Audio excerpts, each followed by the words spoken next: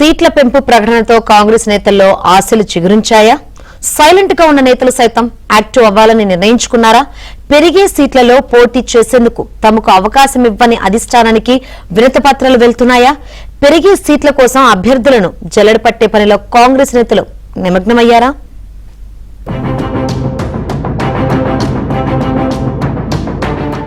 CM Revanth Reddy వ్యాఖ్యలతో తెలంగాణ రాజకీయాలు వేడెక్కాయి. Delimitation లో నియోజకవర్గాలు పెరుగుతాయని లెక్కలతో సహా సీఎం చెప్పడంతో కాంగ్రెస్ నేతల్లో ఆశలు చిగురించాయి. ఈ నెల 20 నుంచి పార్లమెంటు సమావేశాలు ప్రారంభం కానున్నాయి. ఈసారి పార్లమెంట్లో మరోసారి డీలిమిటేషన్, మహిళా రిజర్వేషన్ బిల్లు చర్చకు వచ్చే అవకాశాలున్నట్లు రాజకీయ వర్గాలలో జోరుగా చర్చ జరుగుతోంది. ఈసారి బిల్లును పాస్ చేయించుకునేందుకు కేంద్రంలోని ఎన్డీఏ ప్రభుత్వం గట్టి పట్టుదలతో ఉన్నట్లు సమాచారం.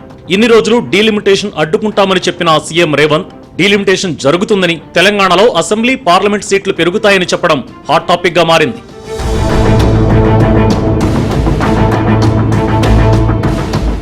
డీలిమిటేషన్ వల్ల తెలంగాణలో అసెంబ్లీ స్థానాలు 182కు పెరుగుతాయని, పార్లమెంటు స్థానాలు 26కు పెరుగుతాయంటున్నారు సీఎం రేవంత్. వచ్చే ఎన్నికలు జమలీగానే జరుగుతాయని, అసెంబ్లీ, పార్లమెంట్ ఎన్నికలు 2029 మే లేదా జూన్లో జరుగుతాయని సీఎం చెప్పుకొచ్చారు. అయితే వచ్చే ఎన్నికల్లో 117 స్థానాలను కాంగ్రెస్ కైవసం చేసుకుంటుందని ధీమా వ్యక్తం చేశారు.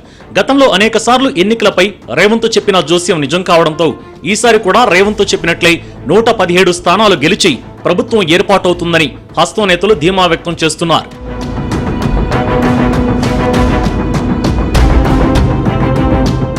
రెండు సంవత్సరాల ముందే ఎన్నికలపై వ్యూహాలు రచించడం మంచి పద్ధతని రేవంత్ నిర్ణయాలతో తాము ఏకీభవిస్తామని సీనియర్ నేతలు సైతం ముఖ్యమంత్రి ఆలోచనలకు మద్దతిస్తున్నారు. రేవంత్ చెప్పిన దాని ప్రకారం తెలంగాణలో 63 అసెంబ్లీ సీట్లు పెరగనున్నాయి. ఇక పార్లమెంటు సీట్లు సైతం 9 పెరగనున్నాయి. దీంతో ఇక రాజకీయం చాలనుకున్న నేతలు సైతం పోటీ చేయడానికి సిద్ధమవుతున్నారు. ఇప్పటిదాకా సైలెంట్ గా ఉన్న నేతలు సైతం మళ్లీ యాక్టివ్ కావాలని భావిస్తున్నారు. ఉమ్మడి నియోజకవర్గాన్ని యూనిట్ గా పెట్టుకుని ఇప్పటి నుంచే తిరగడం మొదలు పెడితే పునర్విభజన అయ్యేలోపు నియోజకవర్గం ఎలా ఏర్పాటైనా ఢోకా ఉండదని హస్తం నేతలు అంచనా వేసుకుంటున్నారు. వచ్చే ఎన్నికల నాటికి ఎమ్మెల్యేలు, ఎమ్మెల్సీలు, ఎంపీలు మొత్తం కలిపి దాదాపు 90 స్థానాలు పెరగనున్నాయి. ఈ 90 స్థానాలకు నాయకులను సిద్ధం చేసే దిశగా హస్తం నేతలు కసరత్తు చేస్తున్నట్లు సమాచారం. దాదాపు 20 సంవత్సరాలను దృష్టిలో పెట్టుకుని యువకులను, కష్టపడే వాళ్లని, విద్యావేత్తలను ఉమ్మడి జిల్లాల వారీగా, సామాజిక వర్గాల వారీగా గుర్తించి తగిన ప్రోత్సాహం ఇవ్వాలని హస్తం పెద్దలు అంచనా వేస్తున్నారు. ఇక ప్రభుత్వం భర్తీ చేయాల్సిన కార్పొరేషన్ చైర్మన్లు, నామినేటెడ్ పోస్టులను సైతం భర్తీ చేయకుండా సాగదీయడానికి కారణం కూడా ఇదే అని తెలుస్తోంది. ఎమ్మెల్యే, ఎంపీ స్థానాలకు పోటీ చేయాలన్న ఆసక్తి, అవకాశం ఉన్నవారిని ఆ పనిలో నిమగ్నం చేసేందుకు హస్తం నేతలు స్కెచ్ వేస్తున్నట్లు సమాచారం. వచ్చే ఎన్నికలను పూర్తిగా జంజీ ఓటర్లను దృష్టిలో పెట్టుకుని ముందుకు వెళ్లాలని, చట్టసభలకు పోటీ చేయాలని ఆసక్తి ఉన్నవాళ్లు సోషల్ మీడియాలో యాక్టివ్ గా ఉండాలని హస్తం పెద్దలు సూచించినట్లు సమాచారం. ఒకేసారి 90 స్థానాలు పెరగడంతో పోటీ చేయాలని పలువురు నేతలు ఇప్పటికే సిద్ధమైనట్లు తెలుస్తోంది. పలువురు నేతలు పీసీసీ చీఫ్ మహేష్ గౌడ్ను కలిసి తాము పోటీ చేస్తామని, అనుమతిస్తే నియోజకవర్గానికి పరిమితమై పని చేసుకుంటామని వినతి పత్రాలు ఇస్తున్నట్లు సమాచారం. ఇక సీట్ల పెంపు కాంగ్రెస్ రాజకీయాలలో ఎలాంటి మార్పులను తెస్తుందో చూడాలి.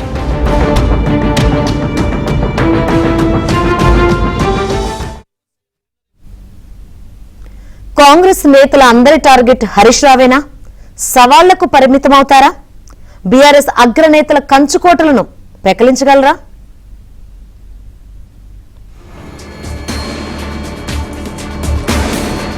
సంగారెడ్డిలో పోటీ చేసేది తన భార్య నిర్మల అని చెబుతూ వచ్చిన జగ్గారెడ్డి తాజాగా బాంబు పేల్చారు. తాను సంగారెడ్డిలో మాత్రమే పోటీ చేయనని ప్రకటించాను తప్ప ఎక్కడా పోటీ చేయబోనని చెప్పలేదన్నారు. అధిష్టానం ఆదేశిస్తే సిద్దిపేటలో హరీష్ రావుపై పోటీకి తాను సిద్ధంగా ఉన్నానని జగ్గారెడ్డి ప్రకటించారు. ఇక ఈ ప్రకటన తర్వాత జగ్గారెడ్డికి చాలా మంది కాల్స్ చేశారని, వారికి తాను చాలా కాన్ఫిడెంట్ గానే ఈ విషయాన్ని చెప్పానంటూ క్లారిటీ ఇచ్చారు.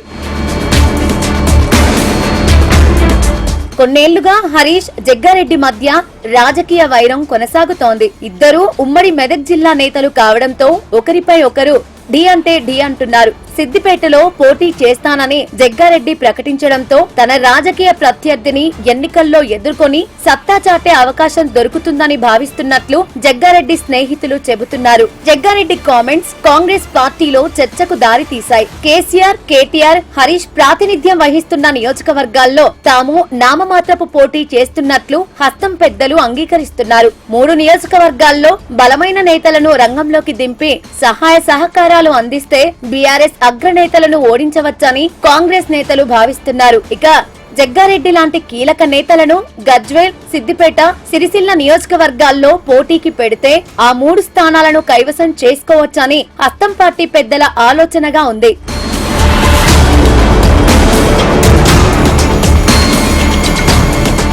ఇటీవలే మైనంపల్లి హనుమంతరావు సైతం అధిష్టానం ఆదేశిస్తే సిద్దిపేటలో హరీష్ పై పోటీ చేస్తానని ప్రకటించారు. మరోవైపు సీఎం రేవంత్ సైతం ప్రతి సందర్భంలోనూ హరీష్ ను టార్గెట్ చేస్తూ వస్తున్నారు. దీంతో కాంగ్రెస్ నేతలంతా హరీష్ రావు పైనే ఫోకస్ పెట్టినట్లు తెలుస్తోంది. అయితే కాంగ్రెస్ నేతలు సవాళ్లకే పరిమితం అవుతారా? కేసీఆర్, కేటీఆర్, హరీష్ కంచుకోటలను పెకిలిస్తారా చూడాలి.